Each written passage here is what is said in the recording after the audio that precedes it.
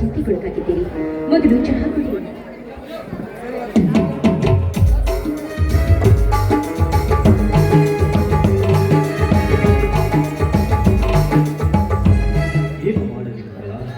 ನಾನೊಂದು ಬಗೆದರೆ ದೈವ ಒಂದು ಬಗೆ ಎಂಬುವಂತೆ ಏನೇನು ಆಸೆ ಇಟ್ಟುಕೊಂಡು ಕನಸು ಕಾಣುತ್ತಿದ್ದೆ.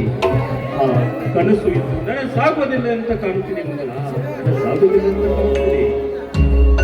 ಅದೆಂತಹ ಭಯ ಆವರಿಸಿಕೊಂಡಿದೆ. ನಿಮ್ಮ ಆತ್ಮಹತ್ಯೆ ಆಗಿರುವ ನನಗೆ ತಿಳಿಸಿ, ನಾನು ಅದರಲ್ಲಿ ಪಾಲ್ಗೊಳ್ತೀನಿ. ಸಾಕಷ್ಟು ಸಾಲಿ ಕಲಿತು ಶಶಿಧರನನ್ನು ಡಬಲ್ ಡಿಗ್ರಿ ಓದಿಸಿದೆ. ಆದರೆ ಇವತ್ತು ಅವನು ಇನ್ಸ್ಪೆಕ್ಟರ್ ಸಾಹೇಬನಾಗಿ ನಮ್ಮ ಶಹರ್ ಪೊಲೀಸ್ ಠಾಣೆಯಲ್ಲಿ ಅಧಿಕಾರ ಸ್ವೀಕರಿಸಿಕೊಳ್ಳುತ್ತಿದ್ದಾರೆ. ಅದಕ್ಕೆ ನನಗೆ ಭಯವಾಗುತ್ತಾ ಇದೆ ಮಗಳ. ತಮ್ಮನ್ನು ಬಾ ಸಾಹೇಬನಾಗಿ ಬರ್ತಾಯಿದ್ದಾರೆ. ಬಹಳ ಖುಷಿ ಅಲ್ವಿದ್ದೆ. ನೀವೇಕೆ ಚಿಂತೆ ಮಾಡ್ತಿದ್ದೀರಿ ಮಗಳ? ಒಬ್ಬ ತಮ್ಮನಿಗೋಸ್ಕರ ಸಂತೋಷ ಪಡಬೇಕಾದರೆ ಇನ್ನೊಬ್ಬ ತಮ್ಮನಿಗೋಸ್ಕರ ದುಃಖ ಪಡಬೇಕಾಗಿದೆ ಮಗಳ, ದುಃಖ ಪಡಬೇಕಾಗಿದೆ.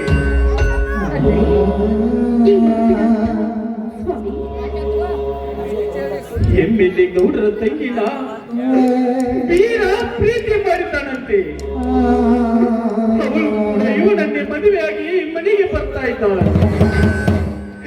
ಈ ಊರಿನ ಜನ ಮಾತನಾಡುತ್ತಾ ಇದ್ದಾರೆ ಮಗಳ, ಮಾತನಾಡುತ್ತಾ ಭಯವಾಗ್ತಾ ಇದೆ ಮಗಳ. ದೊಡ್ಡ ಜಮೀನ್ದಾರಿನ ಮಗಳು ಬಾಳ ಬಾಳ ಸಾಲಿ ಕಲಿತದ್ದು. ಕುರಿ ಕಾಯುವುದನ್ನು ನನಗಿದು ಆಶ್ಚರ್ಯವೇ ಸರಿ. ಈಗ ಮುಂದೇನು ಮಾಡೋದು?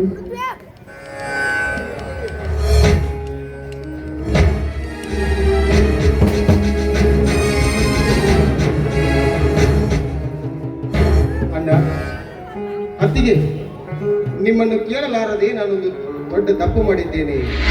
ದಯವಿಟ್ಟು ನಮ್ಮನ್ನು ಕ್ಷಮಿಸಿ ಆಶೀರ್ವದಿಸಿ.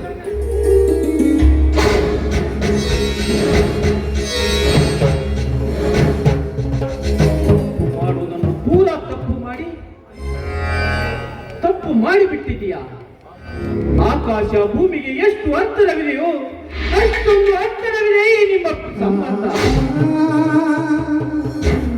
ಅವರೆಲ್ಲಿ, ನಾವೆಲ್ಲಿ, ಇವರೆಲ್ಲಿ? ಮುಗಿಲನ್ನೇ ಹರಿದುಕೊಂಡು ಎಡರಿಗೆ ಹಾಕಿಕೊಂಡು ಬಿಟ್ಟಿಯಲ್ಲ ಹುಚ್ಚ.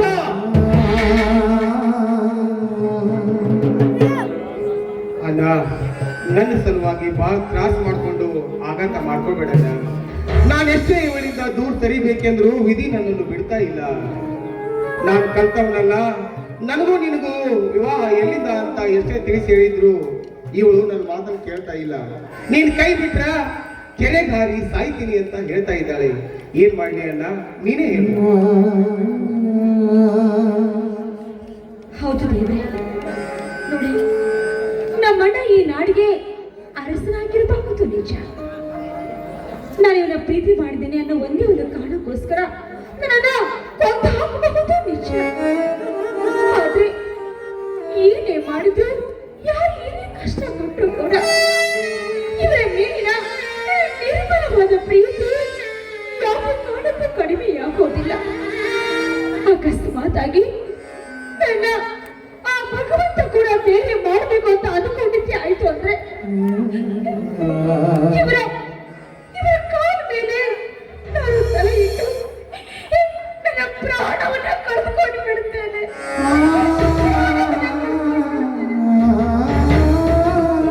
ಮಾಡಬೇಡ ತಾಯಿ, ಅಂತ ಅರ್ಥ ಮಾಡಬೇಡ. ಇದು ಒಳ್ಳೆಯದಲ್ಲ. ನಿನ್ನ ಅಣ್ಣ ಈ ಊರಿಗೆ ಕೆಟ್ಟ ಮನುಷ್ಯನಮ್ಮ. ನಾವು ಇಲ್ಲಿ ಅವನ ಸೇವಕರಂತೆ ಬದುಕಬೇಕಮ್ಮ. ಒಂದು ವೇಳೆ ನಿಮ್ಮ ವಿಷಯ ಅವನಿಗೆ ಗೊತ್ತಾದರೆ ನಮ್ಮ ವಂಶವನ್ನೇ ಸರ್ವನಾಶ ಮಾಡಿಬಿಡುತ್ತಾನಮ್ಮ.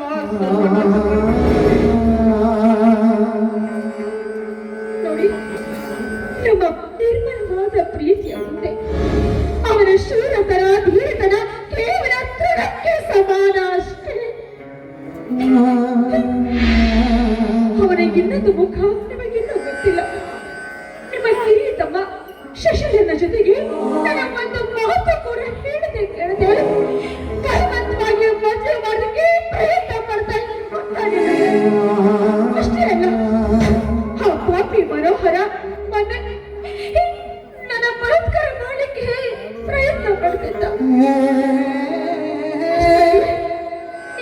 ವೀರ ಬಂದು ನನ್ನ ಮಾವ ಪ್ರಾಣವನ್ನ ಕಾಪಾಡಿತು. ಅಂದೆ ಆ ಕ್ಷಣವೇ ನಾನು ನಿರ್ಧಾರ ಮಾಡಿಬಿಟ್ಟೆ, ನನ್ನ ಕೋಳಿಗೆ ತಾಳಿ ಕಟ್ಟುವ ಗಂಡನಂತಿದ್ದೆ.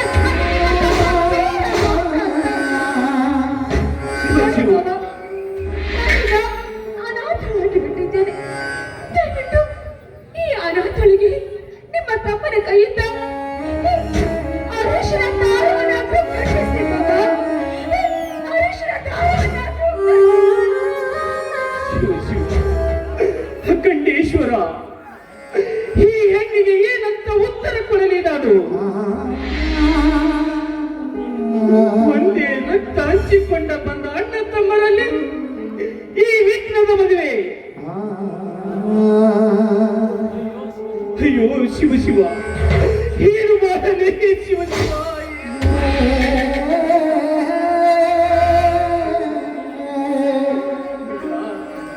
ನೀನಾದರೂ ಬುದ್ಧಿ ಹೇಳುವ ಹುಚ್ಚು ಹುಡುಗರಿಗೆ.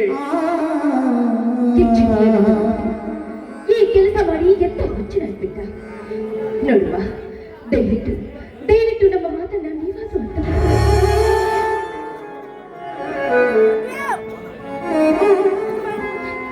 ಒಂದು ಹೆಣ್ಣಿನ ಕಷ್ಟವನ್ನ ಮತ್ತೊಂದು ಹೆಣ್ಣು ಅರ್ಥ ಮಾಡ್ಕೋಬೇಕಲ್ಲ.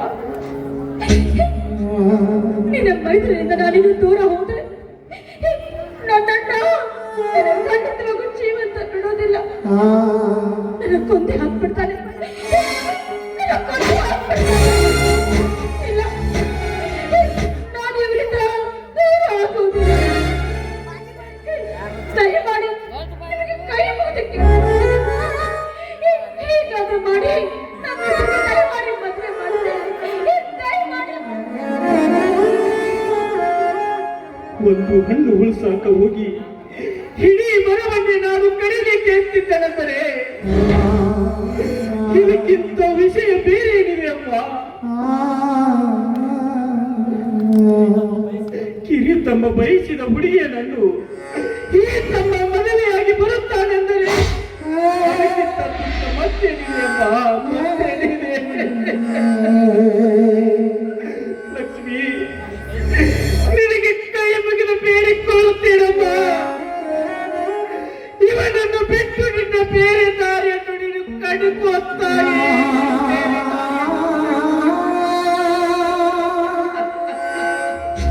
ಅಣ್ಣ ಅಣ್ಣ, ನಿನ್ನ ಮನಸ್ಸನ್ನು ನೋಯಿಸಿದ ಕಟುಕ ನಾನಾಗಲಾರೆ.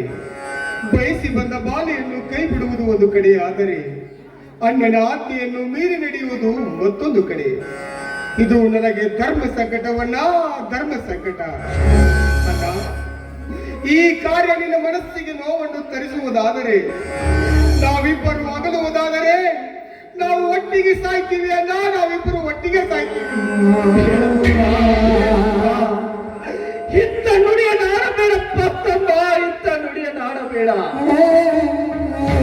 ನಿನಗೆ ಸಿಕ್ಕಂತೆ ಹಾಲು ತುಪ್ಪು ತಿಳಿಸಿ ಬೇಯಿಸಿದ ಈ ಕೈಯಿಂದ ನಿನ್ನನ್ನು ಕೊಲ್ಲುವುದೇ?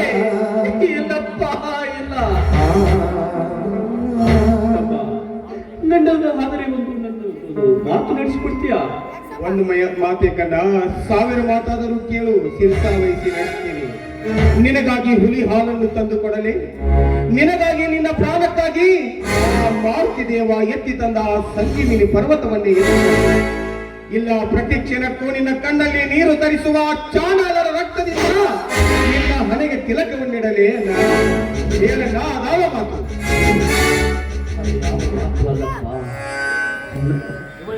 ಇವಳೇ ನಿನ್ನ ಸತಿ ಎಂದು ನೀನು ನಿರ್ಧರಿಸಿದರೆ ನಾನು ಯಾವ ಕ್ಷಣ ಯಾವ ದಿನ ಎಂದು ತಾಳಿ ಕಟ್ಟು ಅಂತ ಹೇಳುತ್ತೇನೆ. ಅಂದ್ರೆ ನೀನು ತಾಳಿ ಕಟ್ಟಬೇಕು. ಅಲ್ಲಿವರೆಗೆ ನೀವು ತಾಳಿ ಇಲ್ಲದ ನಿಮ್ಮ ಬಾಳು ಮುಳ್ಳಿನ ಹಾಸಿಗೆ ಆಗಿರಬೇಕು. ಈ ನನ್ನ ಧರ್ಮದ ನುಡಿ ನೀವು ಕೇಳದೆ ಹೋದರೆ ಮುಂದೊಂದು ದಿನ ಈ ನನ್ನ ಧರ್ಮದ ನುಡಿ ಬೆಂಕಿ ಕಿಡಿಯಾಗಿ ನಿಮ್ಮ ಬಾಳನ್ನೇ ಸರ್ವನಾಶಿಯಾಗಿ ಬಿಡುತ್ತದೆ. ಈ ಮಾತಿಗೆ ನಿಮ್ಮ ಒಪ್ಪಿಗೆ ಇದೆ ತಾನೇ? ಅಲ್ಲ, ದೇವರಂತ ಅಣ್ಣನ ಮಾತನ್ನು ಕಿಂಚಿತ್ತು ಕಿತ್ತು ಹಾಕಿ ಕೊಟ್ಟ ಮಾತನ್ನು ತಪ್ಪುವನಲ್ಲ ನಾನಿನ ತಮ್ಮ. ಸೂರ್ಯಚಂದ್ರನ ಸಾಕ್ಷಿಯಾಗಿ, ಶ್ರೀರಾಮಚಂದ್ರನ ಸಾಕ್ಷಿಯಾಗಿ ಈ ನಿನ್ನ ತಮ್ಮನ ಮಾತು ಒಂದೇ, ನಾನು ಅರಸನಾದರೂ ಸರಿ, ಆಳಾಗಿ ದುಡಿದರೂ ಸರಿ, ನೀನು ಆಜ್ಞೆ ಮಾಡಿದ ದಿನದಂದೇ ನಾನಿವಳ ಕೊರಳಿಗೆ ತಾಳಿಯನ್ನು ಕಟ್ಟುತ್ತೇನೆ ಅಣ್ಣ. ಈ ಮಾತು ಸತ್ಯ. ಮೆಚ್ಚುಗೆಸುವ ನಿನ್ನ ಈ ಮಾತಿಗೆ ಈ ನನ್ನ ಅಂತರಂಗದಲ್ಲಿ ಅಲ್ಲಿವರೆಗೆ ನೀವು ಸತಿಪತಿಗಳಾಗಿ ಕಾಲ ಕಳೆಯಿರಿ. ಇದೇ ಸಂತೋಷದಲ್ಲಿ ಒಂದು ಹಾಡನಾಡಲು.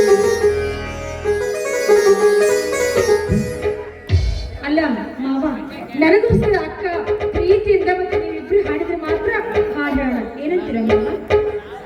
ಆಯ್ತಮ್ಮ, ಹಾಗೆ ಆಗಲಿ. ಸರಿ, ಹಾಗೆ ಬನ್ನಿ ಎಲ್ರೂ ಕೂತ್ಕೊಳ್ಳಿ. ಬೆಂಗಳ ಬೆಳಗಿನ ಅಂಗಳದಲ್ಲಿ ಅರಿಯದ ಪ್ರೀತಿಯ ಸಂಚಾರ, ದೇವರ ಬಂದರೆ ಅಂಗಳದಲ್ಲಿ ಸಂಚಾರ. ಬೆಂಗಳ ಬೆಳಗಿನ ಅಂಗಳದಲ್ಲಿ ಅರಿಯದ ಪ್ರೀತಿಯ ಸಂಚಾರ, ದೇವರ ಬಂದರೆ ಅಂಗಳದಲ್ಲಿ ಸಂಚಾರ.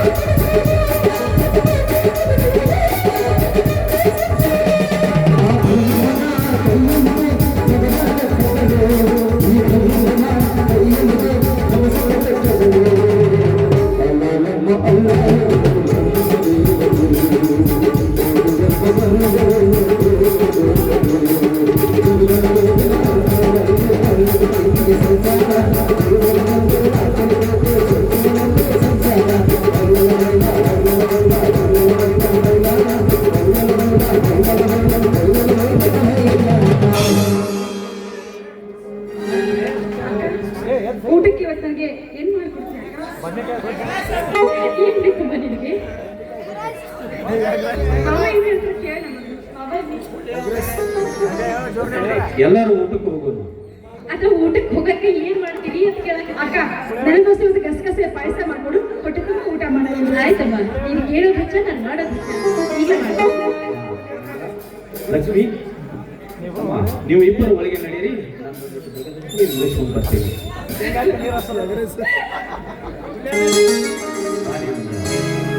ಬಹಳ ದಿನವಾಯಿತು ಈಗಿನ ಕೋವಿಡಿಯನ್ನು ಹಾಗೆ ಆಗಲಿ ಪತಿದೇವ. ನನ್ನಂತ ಶ್ರೀಮತಿ